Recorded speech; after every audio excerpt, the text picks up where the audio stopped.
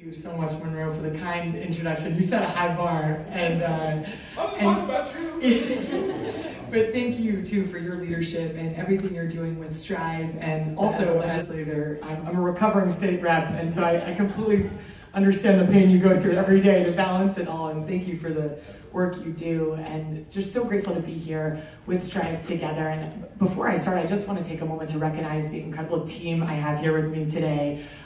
If you could just stand with Edith Presley, if the whole Stanford team could stand, I just want to give them a round of applause.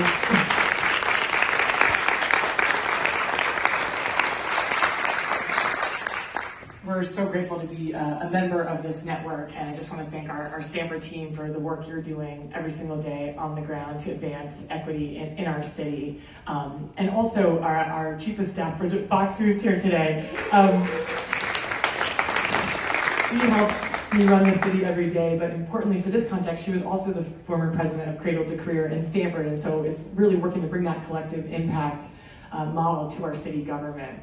And then, of course, thank you to my wonderful mayoral colleague here, who is a rock star. He's like 2 years ahead of me, so you're going to hear from him, but it's just an honor to be in this work together and inspired by everything you're doing in Chattanooga.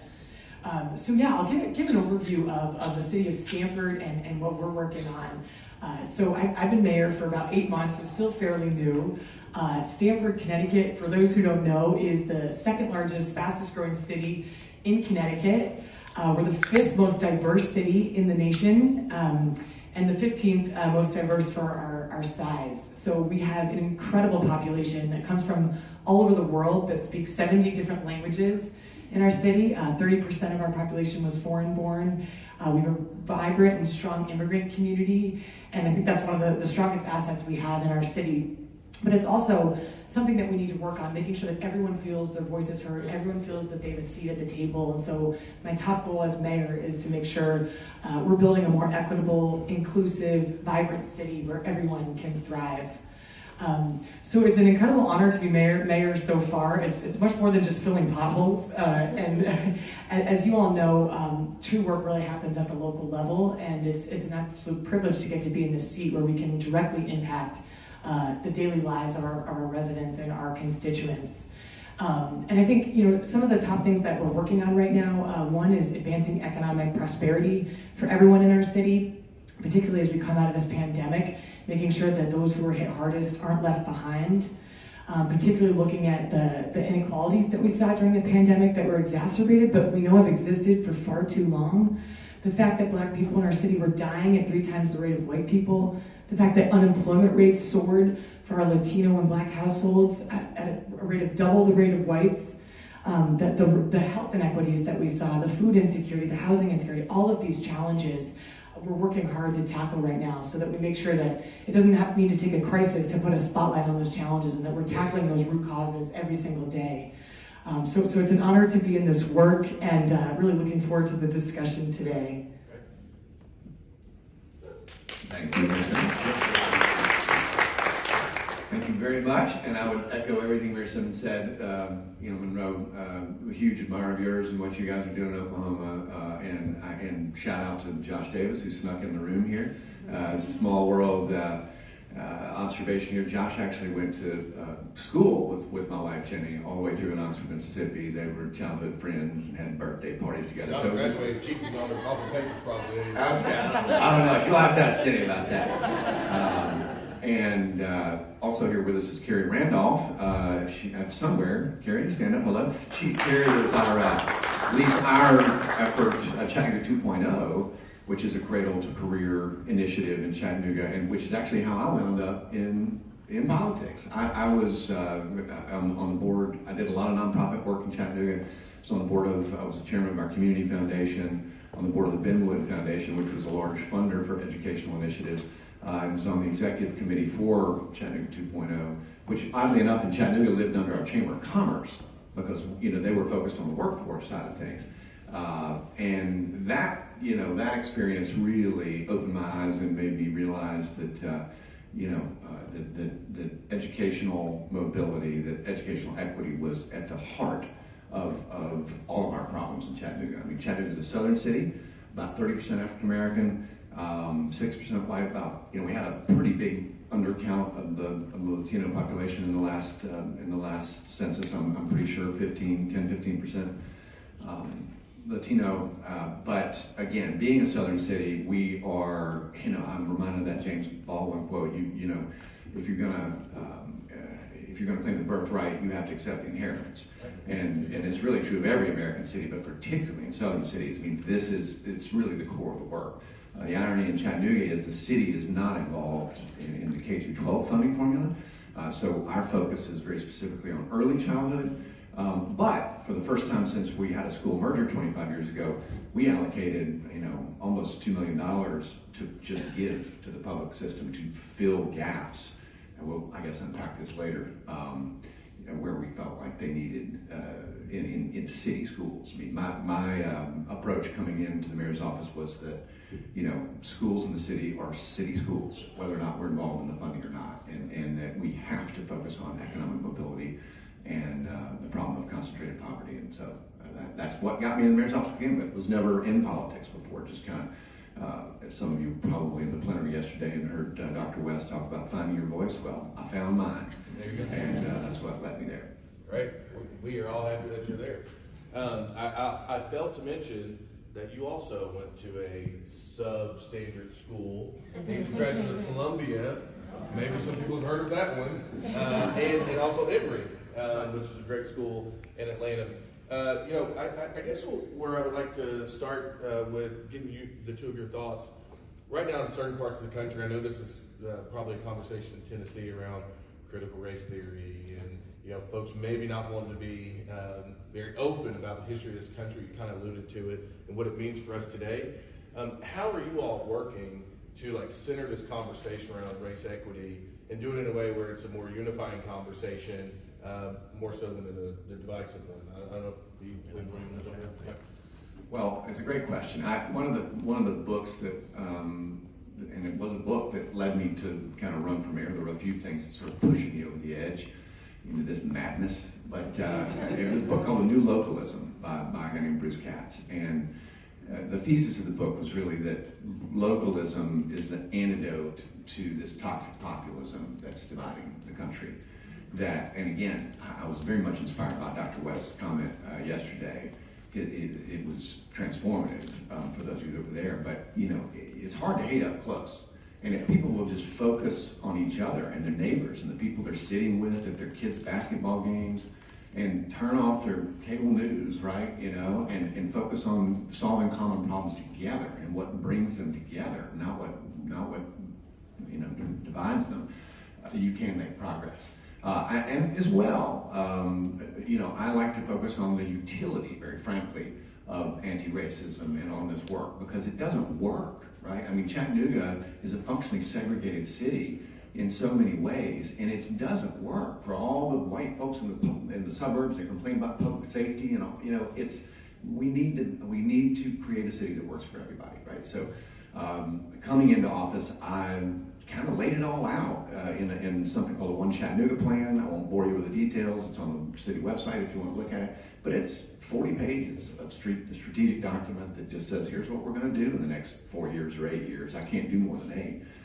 But really, to your question, Monroe, it focuses on the importance of solving this work and specifically rebuilding the black middle class in Chattanooga for everybody's sake. Not as political patronage, but because it's only the right thing to do, but it's also the best thing to do. Sure. So I'll echo a lot of what Mayor Kelly said. And in terms of kind of tackling the racial inequities in Stanford, one thing I think is important in these conversations is really taking the time to listen and to understand people's perspectives and to bring in surveys and kind of listening sessions across the city. So we've hired a new diversity, equity, and inclusion officer for the city of Stanford, and she's starting with just that, going around listening to people, doing surveys, doing that work in a non-judgmental way so people feel that they have that safe space. But then acknowledging that we know that there's vast disparities that exist. And so my job as mayor is to try to bring people together with unifying language and trying to mobilize around hope and where we have common ground rather than divisiveness, which unfortunately is still too common. And just one example of that is we're working to get an affordable housing project passed through our equivalent of our city council, and there's a lot of NIMBYism and signage going up around our city against this proposal, and just really abhorrent language from some of the community members around, are there going to be background checks for the people living in this facility, and just really despicable language. And I think one thing we've tried to do is really humanize this for people, and to talk about the people that are going to be living here are going to be our firefighters, our teachers, our nurses, our early childhood providers, people that serve our city every day, our sisters, our brothers, our neighbors. And I think when you put that human context into it, that helps, but we still have a lot of work to do. But I think to the extent that we can find common ground and appeal to one another's humanity, that's where I've found progress. And then I think also appealing to people's children. I think as mothers and parents and caregivers, I think that's one uniting force when we think about the future of our children. And I always love the quote that Martin Luther King said about an injustice anywhere is a threat to justice everywhere. So it's not okay that there's kids on the west side in our city that are going to bed hungry at night, that don't have the same opportunities as the kids in North Stanford. That matters to all of us. That's a threat to all of us as parents. And so I think uniting around common goals for our children and grandchildren and kind of lifting us all up together is important messaging. That's great. As mayors, again, I talked about how issues just happen to find you all the time. I know for a lot of mayors, 2020, because of the pandemic, because of the conversation we're having around race, all those types of things, became probably one of the toughest years to serve for anybody, but it was a tough year for everybody's community. And not all that's gone away, right? We're still dealing with that kind of stuff. We're still dealing with an ongoing pandemic. Somebody said maybe not so much anymore. But I mean, it's still a challenge, right? We're still trying to bounce back from that challenge. Eric Blue, who we'll hear from later, made a comment on the podcast where he talked about remembering that most politicians aren't really leaders. I think he said they're exquisitely attuned followers.